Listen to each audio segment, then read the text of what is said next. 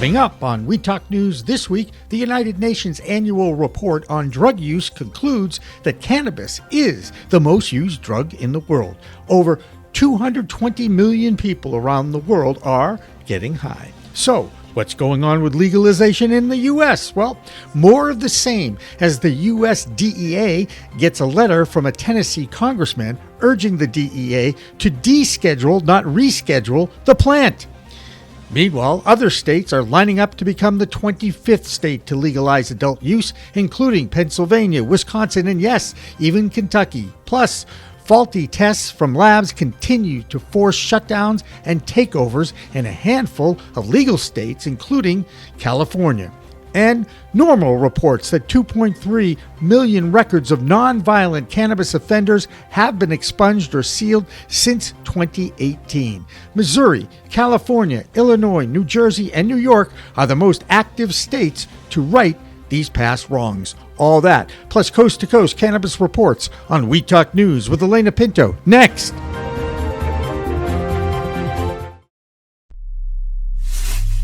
We are Pro-Cannabis Media.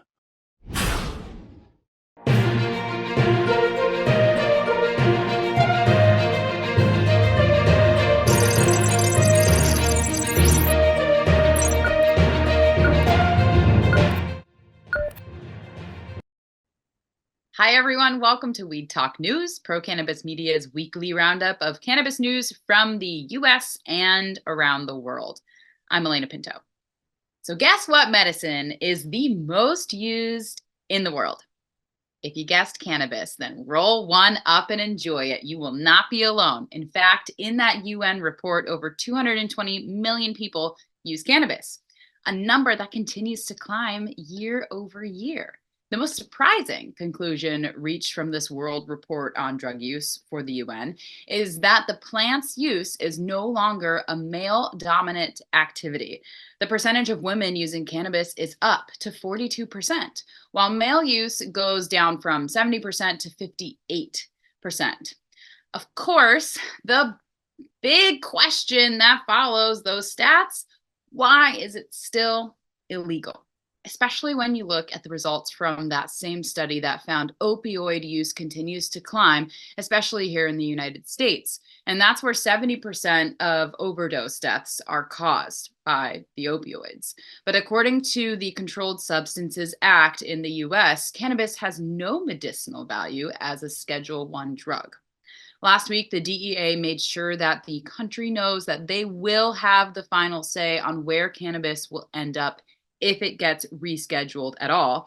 And this week, a congressman in the US urged the DEA to deschedule the plant altogether and get moving on this decision already. Next up is the nation's #1 cannabis market, California.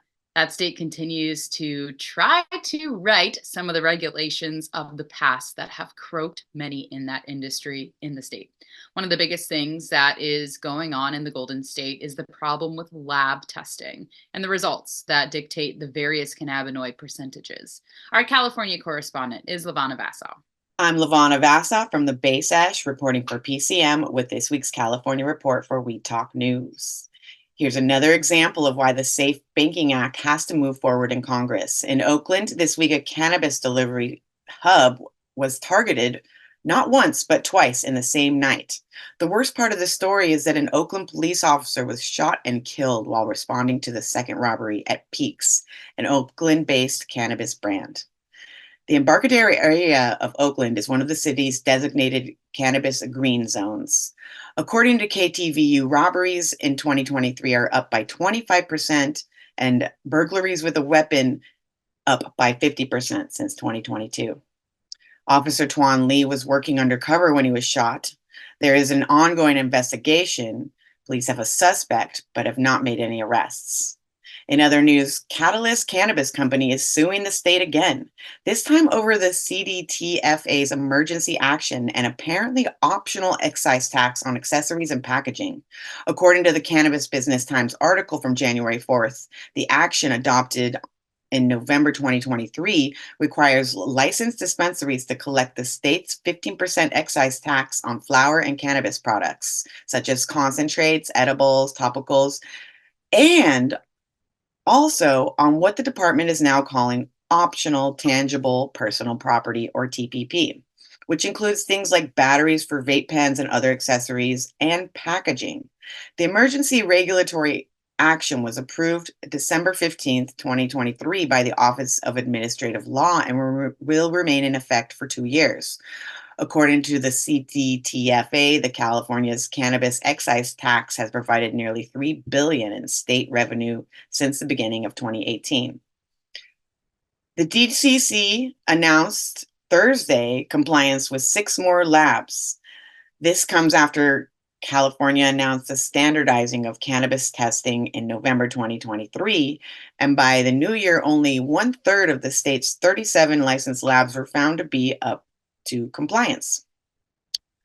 I'm LeVanna Vassau from the Bay Sesh reporting for PCM, and that was this week's California Report for Weed Talk News.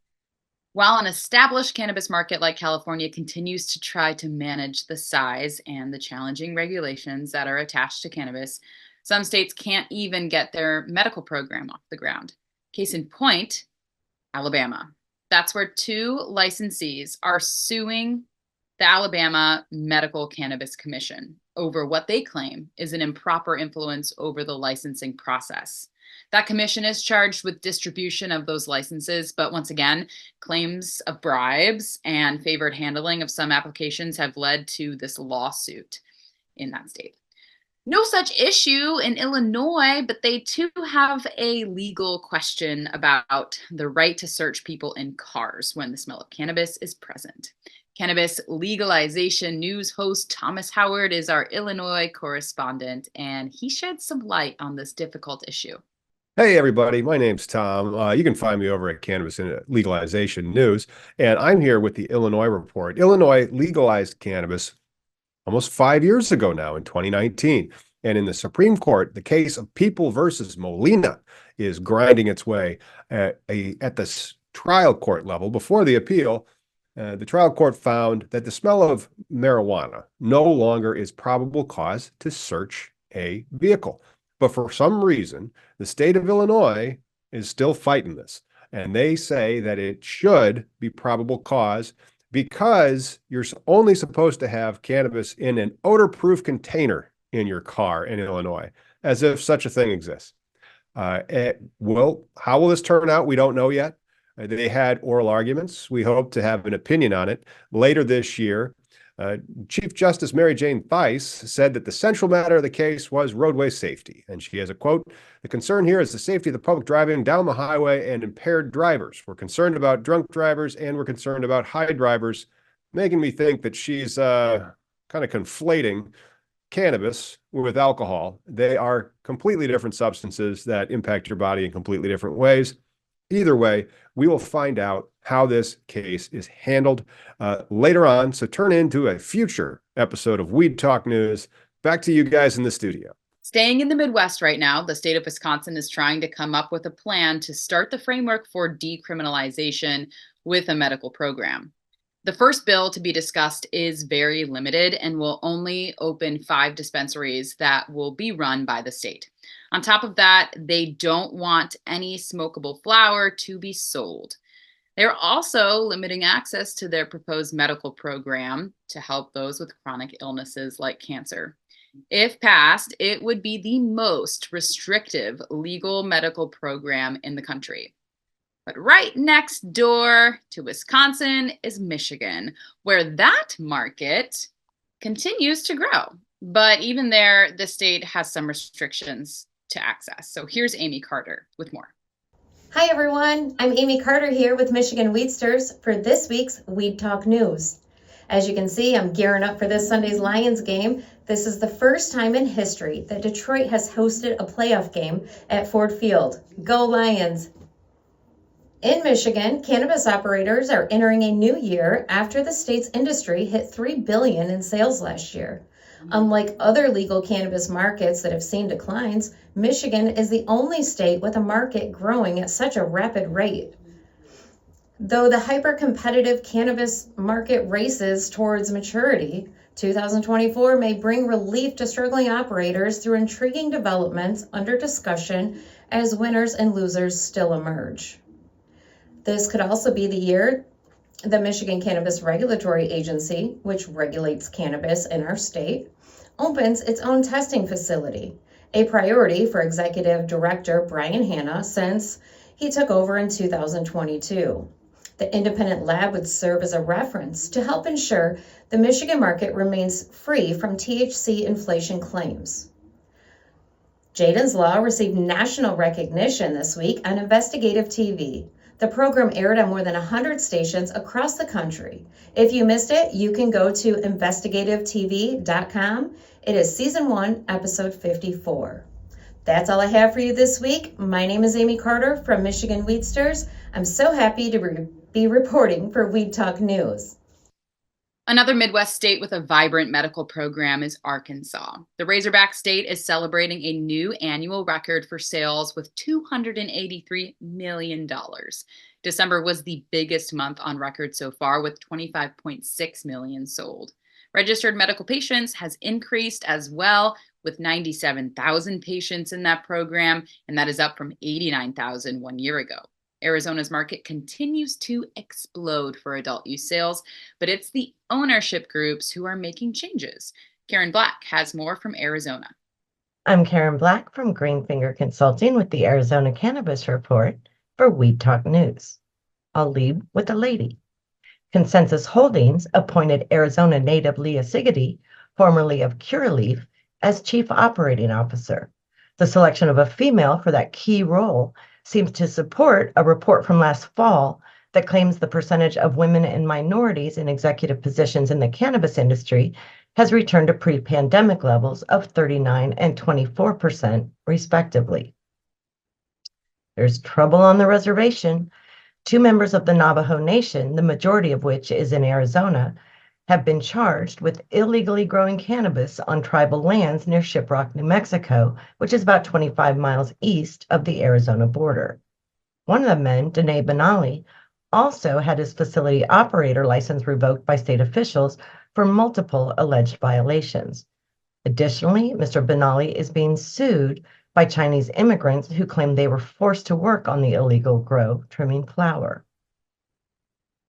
Cannabis sales in the Grand Canyon state continued to increase in 2023, though not as quickly as 2022, which follows an industry trend of slowing growth in years 3 or 4 as markets mature.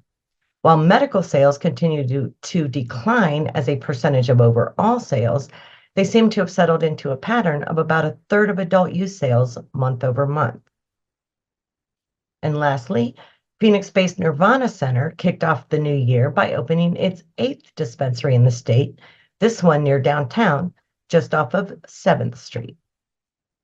That's this week's Arizona Cannabis Report. I'm Karen Black from Greenfinger Consulting reporting for Weed Talk News. We turn to the international cannabis scene now, and we start in Thailand, where 18 months ago, leaders there decriminalized the plant, but now they want to ban recreational use. This is the first Asian country to decriminalize the plant, and it's also the same country that urged home grow and sent 1 million plants to its citizens. That market is expected to grow to over $660 million this year alone. North of the border in Canada, there is some changes to existing laws for adult use. Our Canadian correspondent Debi Facey also has some news about adjustments to operations for many Canadian companies. This is Debi Facey with Weed Talk News coming at you with this week's Canadian strains. So we have the biggest story in Canada is how we had a big turnover when it came to many of the companies that entered the space when we became legalized, to which companies are now still standing. One of the small businesses, Fritz Cannabis Company, had not only stated but had to drop out of the whole cannabis industry as a whole due to the fact of the amount of taxes, the amount of competition, and the restraints that they had compared to when they were in the legacy market. This is something that we are seeing across the board, especially when it comes to our well-known legacy companies that have now decided to become legal and help the industry, but are slowly and surely closing due to the fact of the lack of support.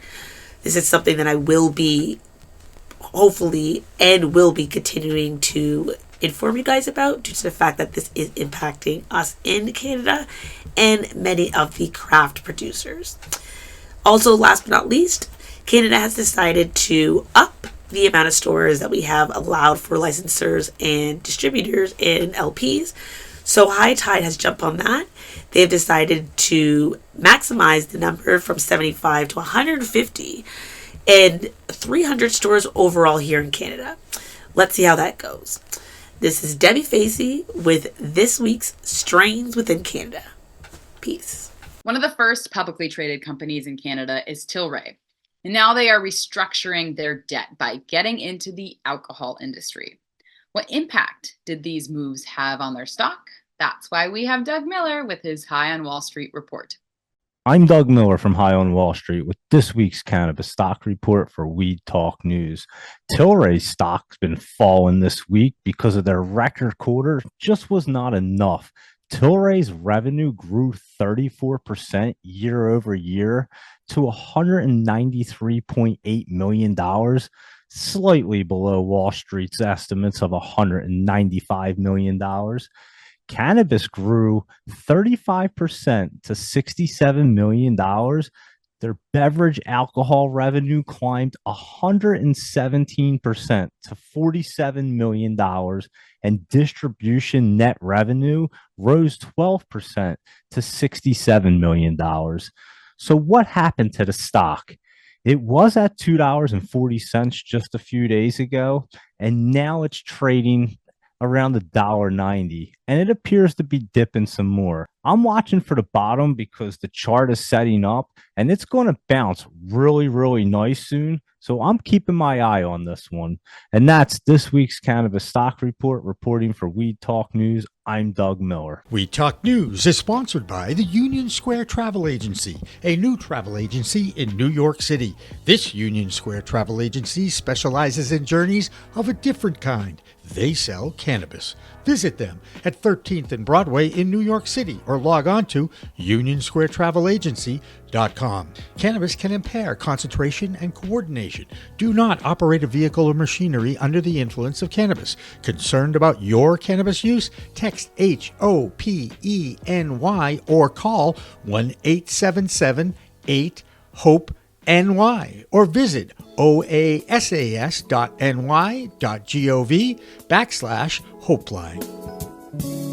The state of New York is finally starting to give out more licenses to open dispensaries, but you won't find many multi-state operators eager to open stores. 6 got licenses last month, but only 1 has opened in the Albany area. It's Chicago-based PharmaCann. With more of what is going on with the state of New York, here's an old friend but new Empire State Cannabis correspondent, Chistopher Smith. Good morning, Leda, and thanks a lot. This is Chistopher Smith. I'm reporting from Jenny's, the manufacturing facility in beautiful Hudson Valley, New York, and this is the New York Cannabis Report for Weed Talk News. The story I want to tell you today really encapsulates all of the issues in the New York scene as I'm seeing it. We have the second largest adult use market in the country. We have 20 million people in New York. We have 1 million commuters every day. We have 65 million tourists. And somehow, even though the market's been up for a year, we have the least or the most underperforming market in the whole country. And I'm going to go through a couple of the reasons why I think that is. Number one is we have just a handful of dispensaries that have been open. So we have probably a couple dozen dispensaries from Buffalo to Long Island that are open to serve the market. At the same time, we have 8,000 illegal dispensaries, bodegas, smoke shops that are selling illegal weed, and at pretty much bargain basement prices. The reason is because they're able to smuggle in stuff, they're able to buy it illegally, and they don't have to go through all the licensing process, and they don't have to pay the taxes that we do. So those illegal shops can sell everything at half price. So what we have is a situation where new dispensaries are trying to open, and there are giant barriers to doing that and to allowing this market to really take off. One of the situations we have is that there were 2 big lawsuits last year that stopped the market cold. At the same time, the multi-state operators that control the medical market filed their own lawsuit, and then they were successful and they got to the head of the line. So they have successfully sued to be able to open dispensaries, and they can each open 3 throughout the state. And even they are stuck. There are 3 reasons for that, and I want to go through that.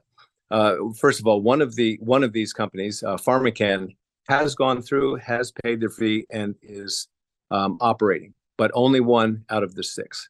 And the reasons are as follows. Number 1 is that the entry fee is $5 million.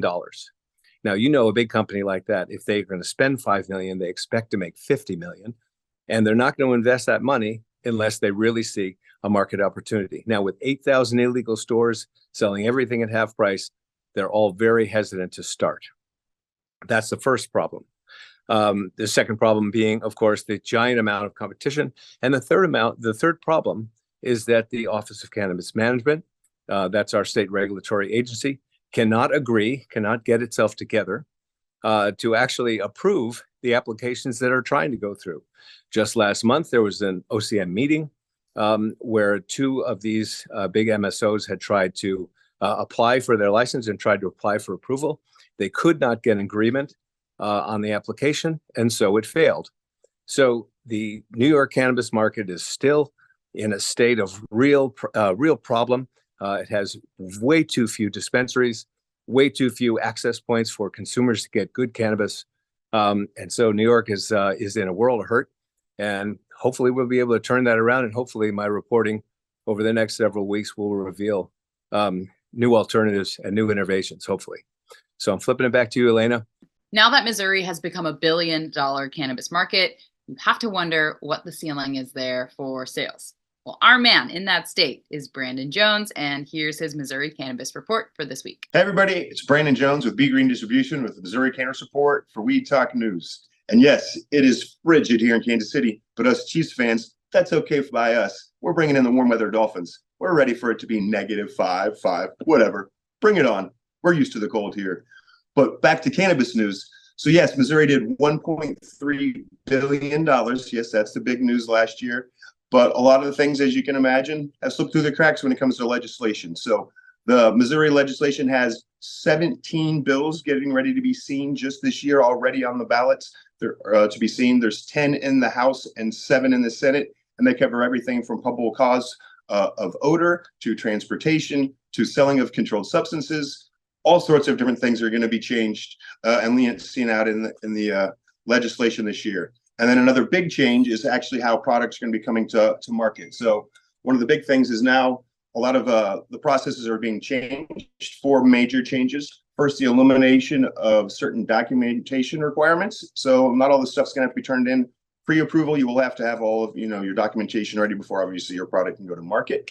They are simplifying this submission for the template-based items. So if you have someone that follows a template, it's a much easier process. They're streamlining the communication much better. At least that's what they're hoping and trying to do. And then they have a reduced review time for the product. So hopefully that means products get faster from manufacturer to the shelves to all of us that need them. So again, I'm Brandon Jones with Beauty and Distribution with the Missouri Cannabis Report for Weed Talk News. Stay medicated and educated. Have a great week, everybody. Back here on the East Coast, Connecticut continues to go through growing pains in their first year of operation. Like many new states, many in the legacy market use of gifting of cannabis as a way around the illegal licensing process. That happened in Massachusetts and was soon banned. And now that same thing is happening in the nutmeg state. If you aren't familiar with the process of gifting, many people will sell you a product like a t-shirt for $50 and a gift of an eighth of flour to those who purchase. Angie Seifert has more on what that state is doing about this practice. I'm Angie Seifert with Skip Intro Advisors with the Connecticut Cannabis Report for Weed Talk News. Connecticut Attorney General sent a cease and desist letter to organizers of a gifting party called High Bazaar as part of his office's ongoing crackdown on unlicensed cannabis sellers. What is High Bazaar, you may ask?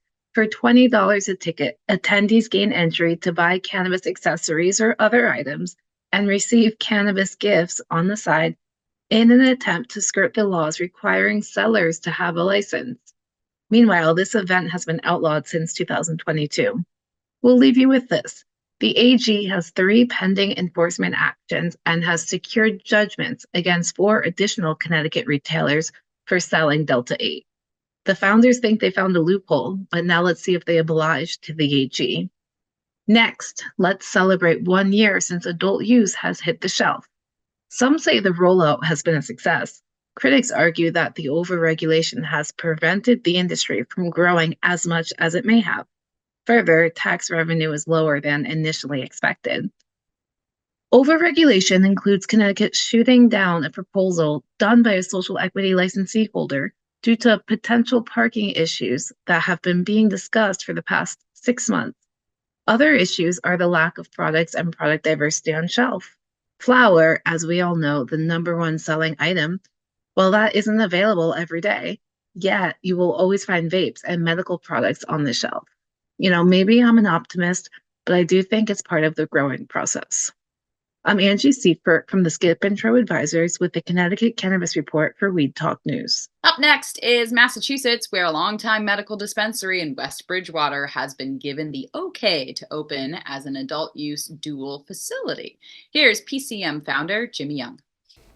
I'm PCM founder Jimmy Young, and this is the Bay State Cannabis Report for Weed Talk News. Can you imagine waiting a year, 2 years, or even 5 years for your town to give you the green light to apply for an adult use license to sell and manufacture and distribute cannabis? Well, if you happen to be Stephen Werther of ACS or Alternative Compassion Services in Bridgewater, you have been waiting that long. And on Thursday this week, that all changed when he finally got the green light to open for adult use. I'm extremely relieved, very excited, very relieved, almost in some ways like anticlimactic because we've been waiting and doing all this work. But no, we're very excited, and really looking forward to being able to open up for that. So yeah, our traffic for adult for medical is down considerably from a year ago. And having adult use is critical to our ability to stay open, continue to serve our medical patients, and of course, support our business in general. I would expect that we'll at least triple the amount of people per day that are coming in, at least. Now, don't rush down to ACS in West Bridgewater just yet. It might take a month before they actually get their commence operations. But you will be able to go down to that dispensary at ACS, Alternative Compassion Services, in West Bridgewater in about 4 weeks or so. And it's why allowing medical-only dispensaries to apply for an adult use license is so important for their survival. That's this week's Bay State Cannabis Report. I'm PCM founder Jimmy Young reporting for Weed Talk News. A quiet week for the most part in the legal scene of cannabis sales in the new adult use state of Ohio. Harry Bernstein keeps us up to date on the tweaks to the law that legislature is working on. Hi, this is Harry Bernstein with Verdict Compliance Partners, bringing you the Ohio Cannabis Report for Weed Talk News. It's been pretty quiet in Ohio for the last week. As we all know, the voters of Ohio passed an adult use law in November, which took effect in December. The opposition to this law have indicated they will try to make amendments to it in the Ohio legislature. Fortunately, there have been some advocates in the House that want to maintain the bulk of the law, keep it in place. Unfortunately, the governor and the leader of the Senate have indicated they want to make drastic changes, which the voters probably wouldn't approve of. That being said, they reached a stalemate, and there are going to be ongoing negotiations. One big development in Ohio, and it really only came to light in the last couple of days, is that the governor is looking for some type of regulation, if not outright ban, on hemp-derived THC products, both Delta 8 and Delta 9. There's a lot to be said about that. It's the first time it's been reported or released by the people that are opposed to adults being allowed to be adults. So we'll see where that goes. There's no doubt there's regulation that needs to be put in place regarding these types of products, but an outright ban may not be the correct thing to do. So that's all we have today from Ohio. There's not a lot going on, but it's always moving in a forward direction here since the voters have said we want adult use legalization, and we're going to see that sometime within the next 9 months to 18 months. Thanks. This has been Harry Bernstein. Back to Weed Talk News. I'm Marianne from Alibi with this week's Oregon Cannabis Report for Weed Talk News. The United Food and Commercial Workers Local 555 Union, which represents more than 30,000 individuals, hopes to expand into the cannabis industry in 2024. They have until July to collect signatures to put it on the November ballot in Oregon. If passed, the measure would ensure that licensed cannabis businesses allow their employees to organize and speak out without fear of retaliation. Next, 2023 sales data from the OLCC shows a 5% drop in total sales from the previous year and a 9% drop in volume. This is encouraging because it appears that pricing is increasing slightly. These numbers lead into the next news item, which is licensing. When Oregon initially created its adult use cannabis system, it was with an eye on small, family-owned businesses. License fees are low and licenses were unlimited. This created an environment where the industry was easily accessible. However, the downside of this system is that now there is an oversaturation both of retailers and farmers. Most businesses are not profitable. There has been a license moratorium of some sort in place since 2018. The current moratorium is temporary and set to expire this April. Issuing new licenses could be devastating for those businesses still surviving. The Cannabis Industry Alliance of Oregon, CHOW, is working on passing legislation to enact a permanent moratorium. We hope it passes. That's the Oregon Cannabis Report for this week. I'm Marianne with Alibi for Weed Talk News. And finally tonight, if you are one of the baby boomers who has a history of decades with the plant, there's a new study that concludes long-term use does not hinder cognitive ability or psychiatric disorders. The study from the University of Minnesota and University of Colorado was published in the Journal of Psychopathology and Clinical Science and released this week. Over 4,000 identical twins were studied for 27 years, and the results show no impact on any kind of mental disorders. The study did warn about overuse of the plant, but any changes were related to genetic and familial differences, not long-term use of cannabis. And that's why we say it's a whole new world of weed out there. Use it responsibly. I'm Alaina Pinto for Weed Talk News.